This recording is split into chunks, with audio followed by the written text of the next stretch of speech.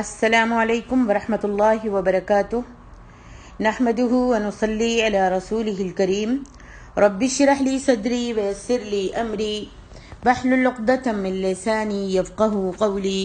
رب زدنا علما اللہم انا نسألک علما نافعا ورزقا واسعا وقلبا شاکرا ولسانا ذاکرا وعملا متقبلا آمین یا رب العالمین۔ تفسیر سورۃ مائدہ، 2 آیتوں کی تفسیر۔ اعوذ باللہ من الشیطان الرجیم، بسم اللہ الرحمن الرحیم۔ یا ایہا الذین آمنوا اوفوا بالعقود احلت لکم بہیمۃ الانعام الا ما یتلی علیکم غیر محل الصید وانتم حرم ان اللہ یحکم ما یرید۔ اے لوگو جو ایمان لائے ہو، معاہدے پورے کیا کرو۔ تمہارے لیے چوپائے مویشی حلال کیے گئے ہیں سوائے ان کے جن کے نام تمہیں پڑھ کر سنا دیے جائیں گے۔ جب تم احرام کی حالت میں ہو تو شکار کو حلال مت جانو، بے شک اللہ تعالیٰ جو چاہتا ہے فیصلہ کرتا ہے۔ امام ابن ابو حاتم نے روایت کیا ہے کہ ایک شخص عبداللہ بن مسعود کی خدمت میں حاضر ہو کر عرض کرنے لگا کہ مجھے کوئی وصیت کیجیے، تو انہوں نے فرمایا جب تم اللہ کا یہ فرمان سنو یا ایھا الذین آمنوا، اے ایمان والو، تو خوب غور سے سنو، کیونکہ یہ کوئی خیر کی بات ہوتی ہے جس کا اللہ تعالیٰ نے حکم دیا ہوتا ہے، یا یہ کوئی شر کی بات ہوتی ہے جس سے اللہ نے منع فرمایا ہوتا ہے۔ جیسے کہ قرآن مجید میں یا ایھا الذین آمنوا، اے ایمان والوں کے خطاب سے بیان کیا گیا ہے، اسے تورات میں یا ایھا المساکین، اے مسکینوں کے خطاب سے بیان کیا گیا ہے، یعنی تورات والوں کو یا ایھا المساکین کے خطاب سے پکارا جاتا تھا، بیان کیا جاتا تھا ان کے لیے۔ فرمان باری تعالیٰ ہے اوفوا بالعقود، معاہدے پورے کیا کرو۔ قرآن مجید میں کئی مقامات پر یہ صراحت موجود ہے کہ یہود کی بدعہدیوں اور وعدوں کا خلاف کرنے کے باعث ان پر کئی ایسی چیزیں حرام کر دی گئی تھیں جو پہلے ان کے لیے حلال تھیں، لہذا اس صورت میں حلت و حرمت کے احکام بیان کرنے سے پہلے بطور تمہید اپنے معاہدات کو پورا کرنے کی تاکید کی جا رہی ہے، اپنے وعدوں کو پورا کرنے کی تاکید کی جا رہی ہے، خواہ یہ عہد اللہ تعالیٰ سے کیے ہوئے ہوں یا لوگوں سے کیے ہوں، بیع اور شراء سے متعلق ہوں یا نکاح اور منگنی وغیرہ سے، اپنوں سے متعلق رکھتے ہوں یا غیر مسلموں سے، صلح سے متعلق ہوں یا جنگ سے، غرض ہر طرح کے معاہدات کو، ہر طرح کے وعدوں کو پورا کرنے کا حکم دیا جا رہا ہے۔ واضح رہے کہ عہد کو پورا نہ کرنا نفاق کی علامت ہے، اور نفاق کی منافق کی 4 نشانیاں آپ یہ حدیث کتنی مرتبہ سن چکی ہیں الحمدللہ۔ فرمایا احلت لکم بہیمۃ الانعام الا ما یتلی علیکم۔ انعام سے اہل عرب کے ہاں اونٹ، گائیں اور بھیڑ بکری وغیرہ مراد لیے جاتے ہیں، اور بہیمہ وہ جانور ہیں جن کا گزارا گھاس پات پر ہوتا ہو۔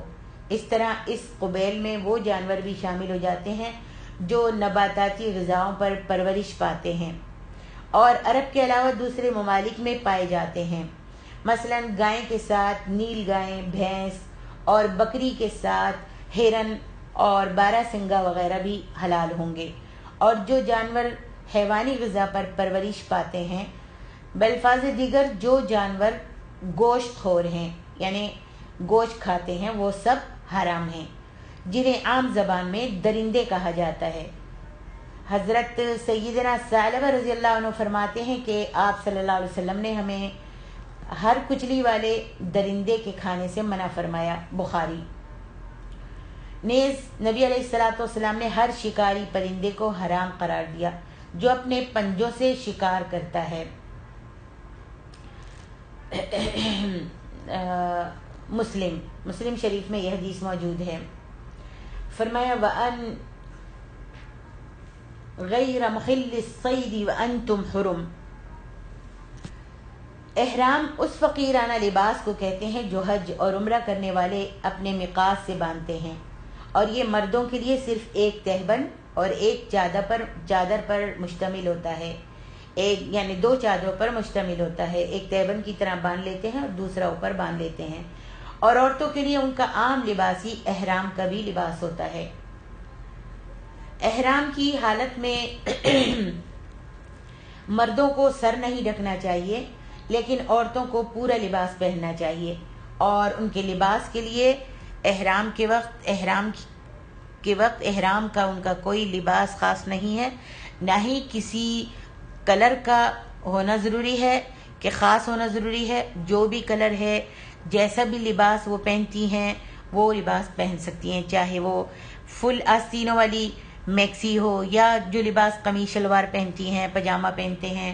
وہ جو بھی لباس ہو پہنا جا سکتا ہے۔ آج کل جو ہماری بہنیں حج کرنے یا عمرہ کرنے آتی ہیں تو جب وہ احرام باندھتی ہیں تو وہ سمجھتی ہیں کہ اس کا جو اسکارف ہے جو سر کے اوپر وہ باندھ رہی ہیں، رومال، وہ ان کا احرام ہے۔ تو یہ غلط بات ہے، عورت کا کوئی احرام نہیں ہے۔ عورت اگر چاہے تو رومال باندھ لے، اور اگر نہ چاہے تو رومال نہ باندھے، کوئی بات نہیں، لیکن اس کا احرام کی نیت کرنا اس کو محرم بناتا ہے۔ کپڑے اس کو محرم نہیں بناتے کہ احرام والی جب وہ بن گئی تو ان کی نیت جو ہے وہ ان کو محرمہ بناتی ہے، یعنی جب انہوں نے میقات سے نیت کر لی لبیک اللہم عمرتن، یا پھر انہوں نے نیت کر لی لبیک اللہم حجن، تو ان کی نیت سے وہ محرمہ ہو گئیں۔ ان کے کپڑوں میں وہ چاہیں تو کپڑے بدل سکتی ہیں، احرام یعنی عمرہ کرنے سے پہلے اپنے کپڑوں کو بدلا جا سکتا ہے۔ اسی طرح مرد حضرات بھی اپنا احرام جو ہے بدل سکتے ہیں، پسینے کی بدبو ہے یا کہیں سے کوئی غلاظت لگ گئی ہے، گندگی لگ گئی ہے، یا میلا ہو گیا ہے، یا ان کا دل چاہ رہا ہے اتار کر، اب وہاں سے آئے ہیں دور سے سفر کر کے تو حرم جانے کے لیے وہ دوسرا لے لیں، یا پھر مینا میں یا پھر عرفات میں بدلا جا سکتا ہے، احرام بدلا جا سکتا ہے، احرام بدلا جا سکتا ہے۔ اور انسان محرم جب ہوگا جب وہ نیت کر لے گا اور اپنے میقات سے نیت کر کے وہ چل پڑے گا۔ تو اسی طریقے سے ایک بات اور بھی بتا دوں، جو بہت ساری ہماری بہنیں جب عمرہ کرنے آتی ہیں یا حج کرنے آتی ہیں تو یہ سوال بہت کرتی ہیں کہ جب وہ اپنے گھر سے نکلیں تو انہوں نے نیت کر لی تھی یا پھر وہ جہاز میں جب آئیں تو انہوں نے نیت کر لی، اور نیت کرنے کے بعد ان کو ماہواری آ گئی، یا وہ اپنے گھر سے ہی جب چل رہی تھی تو ماہواری ان کے پاس تھی اور ان کو ماہواری آئی ہوئی تھی، انہوں نے نیت نہیں کی۔ بہت ساری بہنیں تو ایسے کہتی ہیں کہ ہم نے نیت نہیں کی تھی کہ ہم حیض کی حالت میں تھے، تو اس واسطے جب وہ ادھر آ جاتی ہیں تو پھر بہت پریشان ہوتی ہیں اور پوچھتی پھرتی ہیں۔ تو انسان کو اپنے ملک سے نکلنے سے پہلے کپڑے وپڑے آپ نے اپنے گھر میں پہن لیے ہیں، خاصتاً عورتوں کے لیے بات کر رہی ہوں، خواتین کے لیے، پھر وہ جہاز میں آن کر بیٹھ گئیں تو وہ اعلان ہوتا ہے کہ بھئی اب میقات آ گیا، آپ احرام باندھ لیجئے، تو آپ نے کپڑے تو پہنے ہوئے ہیں، پھر اس وقت آپ نیت کر سکتی ہیں اور کہیں گی لبیک اللہم عمرتن، چاہے وہ حیض کی حالت میں ہی ہوں، زبان سے یہ الفاظ ادا کر لیں گی، اور جب مکہ آ جائیں گی تو انہوں نے نیت کر لی لبیک عمرتن، پھر وہ جب مکہ آ جائیں گی، جدے آئیں تو نیت کرنے کے بعد تلبیہ کہتی رہیں گی لبیک اللہم لبیک لبیک لا شریک لک لبیک، یہ پڑھتے رہیں گے، اور جب مکے آ جائیں گے اگر ماہواری ان کی ختم ہو گئی ہے تو وہ جا کر حرم شریف میں طواف اور صفا مروہ کی سعی کر سکتی ہیں، اور اگر وہ حیض کی حالت میں ہیں اور 2-3 دن لگیں گے ان کو حیض سے فارغ ہونے میں، تو وہ انتظار کریں گی اور وہ احرام کی ہی حالت میں رہیں گی، یعنی وہ محرمہ ہی رہیں گی جب تک کہ وہ اپنے عمرے کے احکام پورے نہیں کر لیں گی، طواف کر لیں گی، صفا مروہ کی سعی کر لیں گی، تو پھر ان کا احرام جو ہے بال کاٹنے کے بعد ان کی نیت جو ہے وہ ختم ہو جائے گی اور ان کا احرام جو ہے وہ کھل جائے گا۔ میری بات آپ کی سمجھ میں آ گئی ہوگی بہنوں۔ بہت ساری مائیں بہنیں جب حج اور عمرہ کرنے کے لیے آتی ہیں تو ایسی غلطیاں کرتی ہیں، اور پھر ان کو بتایا جاتا ہے تو بہت پریشان ہوتی ہیں۔ جو بھی میقات سے جس نے، چاہے وہ حیض والی ہو یا غیر حیض والی ہو، اگر میقات سے انہوں نے عمرہ کرنے یا حج کرنے آتے وقت میقات سے انہوں نے نیت نہیں کی اور نہیں کہا لبیک اللہم عمرتن یا لبیک اللہم حجن نہیں کہا، تو ان کو مکے کی سرزمین میں داخل ہونے کے بعد ان کو قربانی دینی پڑے گی، توبہ کرنی پڑے گی، قربانی دینی پڑے گی۔ بہت سے علماء کہتے ہیں ان کو واپس جانا پڑے گا، واپس جانا پڑے گا۔ تو واپس جانا تو بڑا محال ہے کہ بھئی اتنی دور جائیں گے، لیکن یہ ہے کہ پھر ان کو میقات جانا پڑے گا، جو چھوٹا یا بڑا میقات ہے یہاں پر، وہاں پہ جا کے ان کو نیت کرنی پڑے گی، احرام کا نیت کرنی پڑے گی احرام پہن کر۔ اور احرام میں نے کہا ہے عورتوں کا کوئی احرام نہیں، جیسا بھی لباس ہو وہ پہن سکتی ہیں، اور نیت جو ہے وہ زبان سے ہوتی ہے، حج کی اور عمرے کی زبان سے نیت ہوتی ہے، زبان سے کہنا ضروری ہے۔ اور کیوں زبان سے کہنا ضروری ہے کہ ہمارے رسول صلی اللہ علیہ وآلہ وسلم نے فرمایا کہ جب عمرے کی نیت کرے تو لبیک اللہم عمرتن، اور حج کرنے کی نیت کریں تو لبیک اللہم حجن۔ انشاءاللہ میری بات سمجھ میں آ گئی ہوگی۔ تو احرام جو ہے اس فقیرانہ لباس کو کہتے ہیں جو حج اور عمرہ کرنے والے اپنے میقات سے باندھتے ہیں، اور یہ مردوں کے لیے صرف 2 چادریں ہیں، ایک نیچے باندھ لے تہون کی طرح اور دوسری اوپر، اور عورتوں کے لیے ان کا عام لباس ہی احرام کا لباس ہوتا ہے۔ احرام کی حالت میں چند پابندیاں ضروری ہیں، مثلا خوشبو لگانا یا زیب و زینت کی چیزیں استعمال کرنا، اور مرد جو ہے اپنی بیوی سے صحبت نہیں کر سکتا، لیکن ہاتھ پکڑ سکتا ہے، چل سکتا ہے، ہیلپ کر سکتا ہے کہ جہاز میں اوپر چڑھانا ہے، سیڑھی چڑھانی ہے، کھانا کھا سکتا ہے، ہنس بول سکتا ہے، لیکن جو مباشرت ہے وہ نہیں کر سکتا، صحبت نہیں کر سکتا، عطر نہیں لگائے گا، اور مرد جو ہے وہ اپنا سر نہیں ڈھکے گا، لیکن عورت جو ہے اپنے پورے حجاب کے ساتھ آ سکتی ہے۔ اگر اس کے چہرے پر کپڑا بھی لگ رہا ہے تو کوئی مشکل نہیں، جب مرد ہیں تو چہرے کو ڈھک لیں، اور جب مرد نہیں ہیں تو چہرے کو کھول لیں۔ جیسے جہاز میں بیٹھی ہوئی ہیں، آگے بیٹھی ہوئی ہیں، تو بس میں بیٹھی ہوئی ہیں تو چہرے کو کھول سکتی ہیں کہ مرد سب آگے منہ کر کے بیٹھے ہوتے ہیں، لیکن اتنے رش کے اندر عورتیں جو ہیں اپنے برقعوں کو اتار کر آ جاتی ہیں اور بے پردہ ہو کر چلتی ہیں، اور کپڑے بھی ان کے ایسے ہوتے ہیں جو سوتی پہنی ہوتی ہیں، سب آگے پیچھے سے چپک رہے ہوتے ہیں۔ تو عرب لوگ کتنا کہتے ہیں کہ دیکھیں بھائی پاکستان اور انڈیا کی خاص عورتیں کس طرح کا لباس پہنتی ہیں اور کیسے حج اور عمرہ کر رہی ہیں، طواف کر رہی ہیں، صفا مروہ کی سعی کر رہی ہیں۔ تو چہرے پر بھی اگر کپڑا لگ جائے تو کوئی مشکل نہیں۔ اسی طریقے سے احرام کی حالت میں جب ہم نے نیت کر لی تو اگر کھجلی ہے تو کھجا سکتے ہیں، اس کے لیے حدیثیں ہمارے پاس موجود ہیں۔ حضرت عائشہ سے پوچھا گیا کہ اگر کسی کو کھجلی ہو رہی ہو، احرام کی حالت میں کھجلی ہو رہی ہے تو وہ کھجا سکتا ہے، تو انہوں نے کہا زور سے کھجاؤ، زور سے کھجاؤ، ٹھیک ہے۔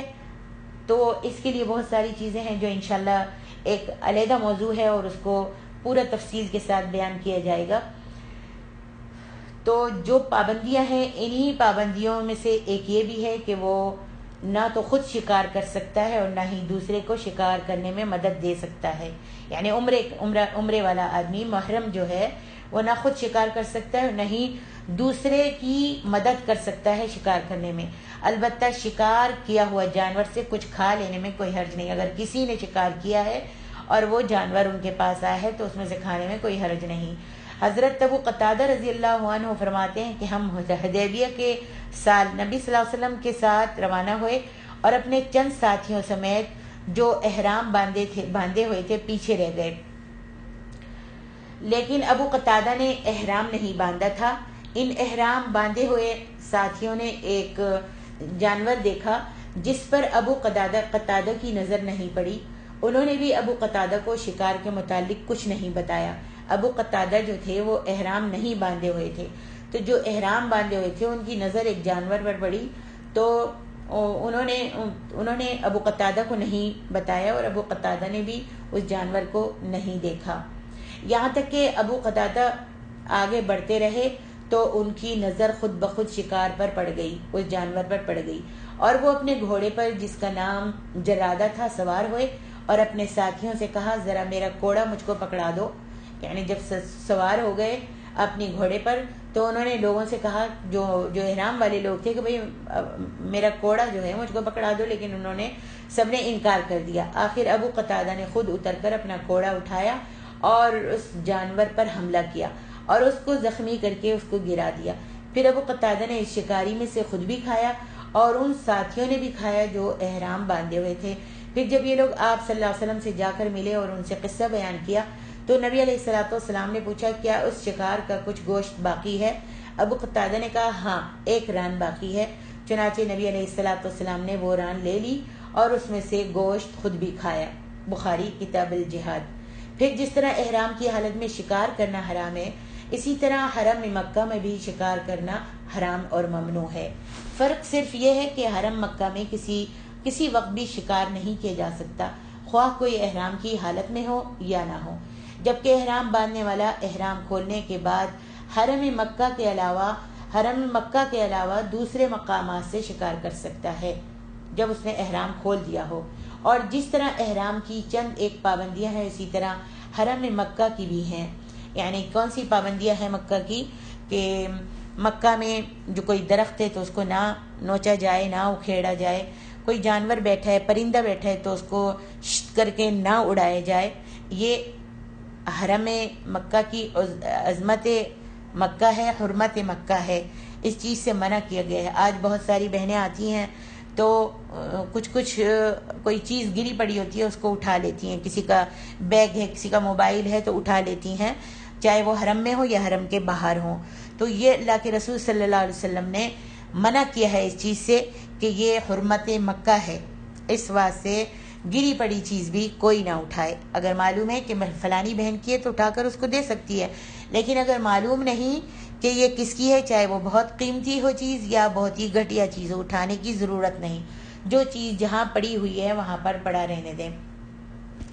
بہرحال فرمایا کہ غیر محل الصید وانتم حرم ان اللہ یحکم ما یرید، بے شک اللہ جو چاہتا ہے فیصلہ کرتا ہے. آگے ارشاد ربانی ہے یا ایھا الذین آمنوا لا تحلوا شعائر اللہ ولا الشہر الحرام ولا الهدي ولا القلائد ولا آمين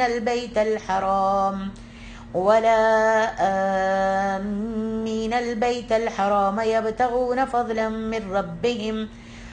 من ربهم ورضوانا وإذا حللتم فاصطادوا ولا يجرمنكم شنآن قوم أن صدوكم عن المسجد الحرام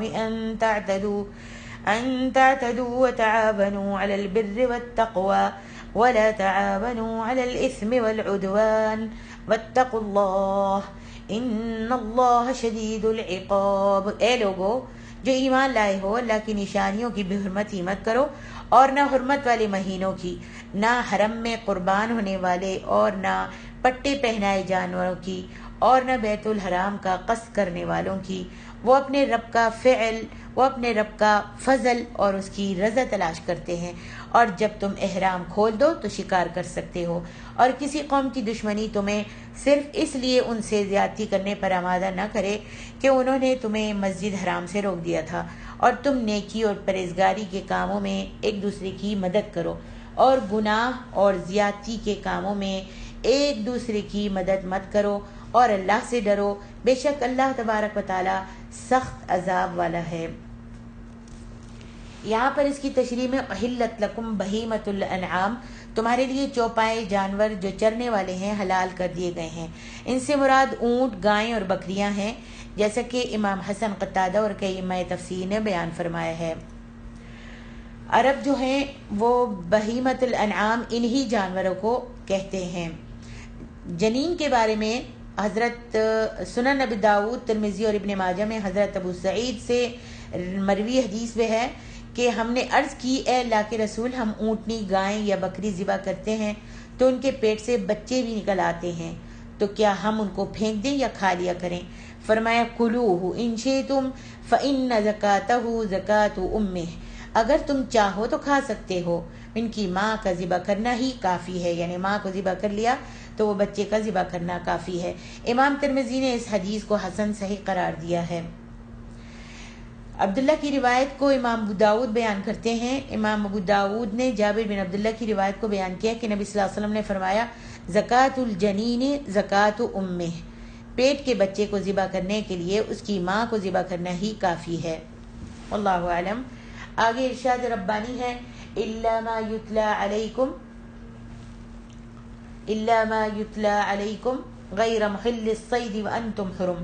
ان اللہ یحکم ما یرید، بے شک اللہ جو چاہتا ہے فیصلہ کرتا ہے۔ آگے ارشاد ربانی ہے یا ایھا الذین آمنوا لا تحلوا شعائر اللہ، مومنو اللہ کی نشانیوں کی بے حرمتی مت کرو۔ ابن عباس رضی اللہ عنہما فرماتے ہیں کہ شعائر اللہ سے مراد مناسک حج ہیں، اور مجاہد کہتے ہیں کہ صفا مروہ ہدی اور اونٹ شعائر اللہ میں سے ہیں۔ شعائر شعیرہ کی جمع ہے، یعنی امتیازی علامت۔ ہر مذہب اور ہر نظام کی امتیازی علامت کو شعائر کہا جاتا ہے۔ مثلا اذان، نماز باجماعت اور مساجد مسلمانوں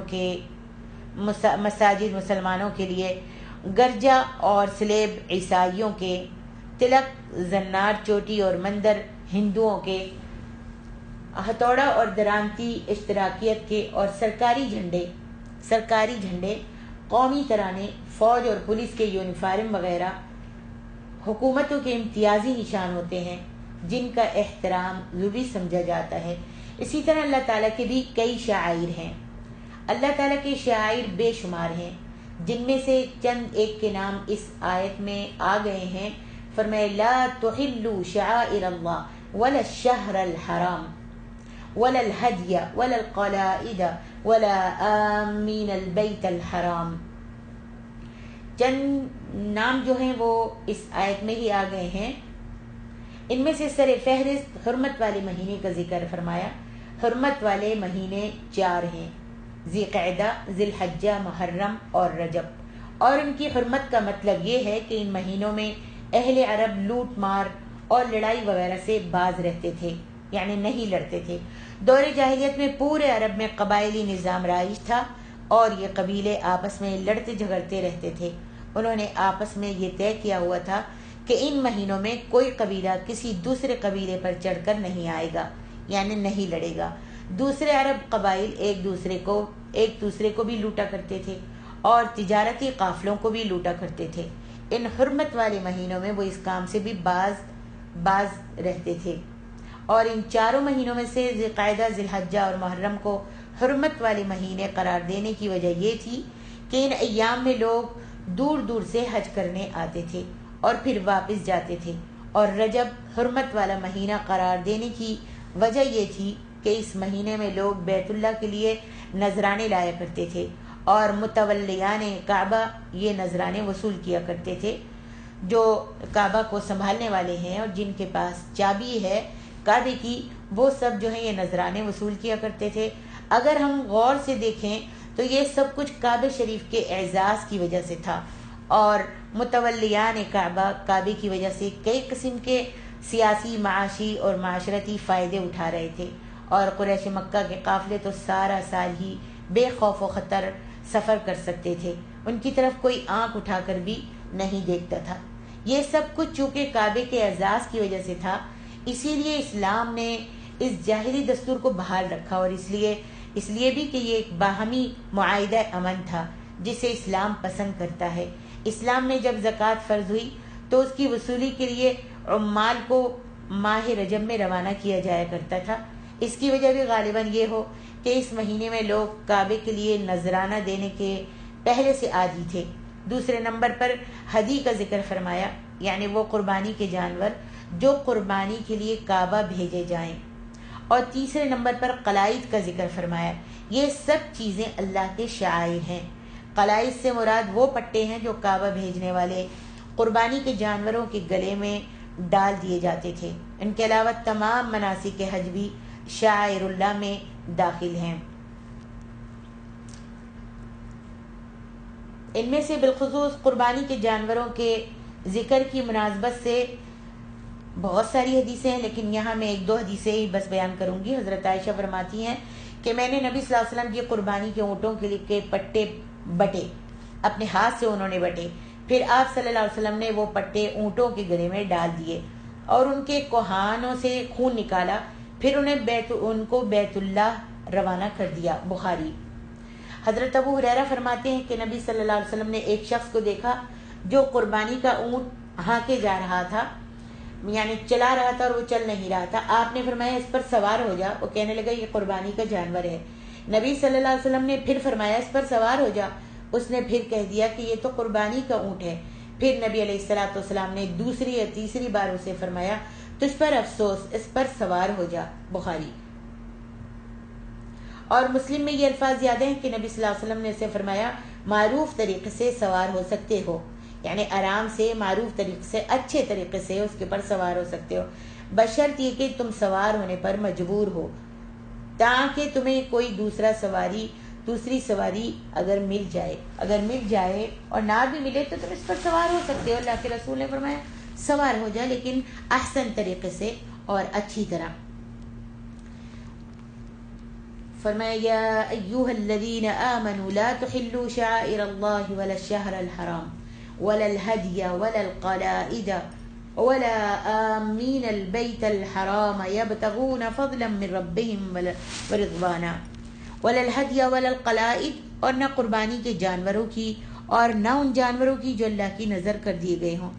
جن کے گلوں میں پٹے بندے ہوں، یعنی بیت الحرم کی طرف قربانی کے جانور بھیجنا ترک مت کرو، کیونکہ اس میں شاعر اللہ کی تعظیم ہے، اور ان کی گردنوں میں پٹے ڈالنا بھی ترک نہیں کرو، تاکہ یہ دوسرے جانوروں سے ممتاز ہو جائیں، علیحدہ نظر آئیں، اور معلوم ہو جائے کہ یہ کعبے کی ہدی کے جانور ہیں، اور ان کے بارے میں برا ارادہ کرنے والا اپنے برے ارادے سے باز رہے، اور انہیں دیکھنے والا بھی اسی طرح کے جانور بھیجنے کی خواہش کرے۔ اور جو شخص نیکی و ہدایت کی دعوت دیتا ہے اسے بھی عمل کرنے والوں کے برابر ثواب ملتا ہے، اور عمل کرنے والوں کے ثواب میں بھی کوئی کمی نہیں کی جاتی۔ نبی علیہ الصلوۃ والسلام نے جب حج ادا فرمایا تو آپ نے ذوالحلیفہ یعنی وادی عقیق میں رات بسر فرمائی تھی۔ صبح ہوئی تو نبی صلی اللہ علیہ وسلم نے ازواج مطہرات کے ساتھ جو تعداد میں 9 تھی مباشرت بھی فرمائی تھی۔ پھر آپ نے غسل فرمایا، خوشبو استعمال کی اور 2 رکعت نماز ادا فرمائی۔ اس کے بعد قربانی کے جانوروں کو اشعار کیا، یعنی نشان لگائے اور پٹے پہنائے، اور حج اور عمرے کا احرام باندھا۔ آپ صلی اللہ علیہ وسلم کے ہدی کے جانور جو بہت سے اونٹ تھے، جن کی تعداد 60 سے بھی زیادہ تھی، اور وہ بہت ہی خوبصورت شکلوں اور رنگوں کے تھے، جیسا کہ اللہ تعالیٰ نے فرمایا ذَلِكَ وَمَن يُعَظِّمْ شَعَائِرَ اللَّهِ فَإِنَّهَا مِن تَقْوَى الْقُلُوبِ۔ سورۃ حج۔ یہ ہمارا حکم ہے، اور جو شخص اللہ کی عظمت کی نشانیوں کی تعظیم کرے تو بلا شبہ یہ فعل دلوں کی پرہیزگاری میں سے ہے۔ مقاتل بن حیان کہتے ہیں فرمان الہی ولا القلائد، اور نہ ان جانوروں کی جو اللہ کی نظر کر دیے گئے ہوں اور جن کے گلوں میں پٹے باندھے ہوں۔ اس کے معنی یہ ہے کہ ان جانوروں کو بھی حلال مت سمجھو۔ زمانہ جاہلیت کے لوگوں کی عادت یہ تھی کہ حرمت والے مہینوں کے علاوہ دیگر مہینوں میں جب وہ اپنے علاقوں سے باہر نکلتے تو وہ اپنے گلوں میں بال اور اون کے پٹے ڈال لیتے تھے۔ مشرکین حرم کے درختوں کی ڈاڑیوں کے پٹے ڈال لیتے تھے، اور ان سے وہ امن میں رہتے تھے، یعنی سمجھتے تھے ہم امن میں آ گئے ہیں۔ اسے ابن ابو حاتم نے روایت کیا ہے۔ پھر انہوں نے ابن عباس رضی اللہ عنہما سے کی یہ روایت بھی ذکر کی ہے کہ اس صورت میں سے 2 آیتیں منسوخ ہیں، ایک یہ آیت قلائد اور دوسری آیت فَإِن جَاءُوكَ فَاحْكُم بَيْنَهُمْ أَوْ أَعْرِضْ عَنْهُمْ۔